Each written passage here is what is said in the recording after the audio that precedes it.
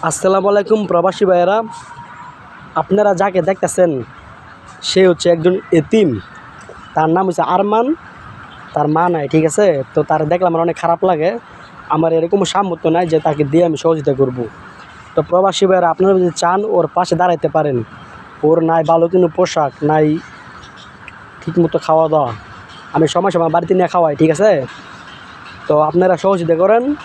এতিমকে দান করলে এই দান কিন্তু সময় বিফলে যাবে না। তুমি কি কিছু কইবা কত? ভাইয়ারা, আপনারা আমার কিছু টাকা দান করেন। আমি এতিম, আমাকে কিছু টাকা দান করেন। আমার আব্বাই অসুস্থ, আমার কিছু টাকা দান করেন।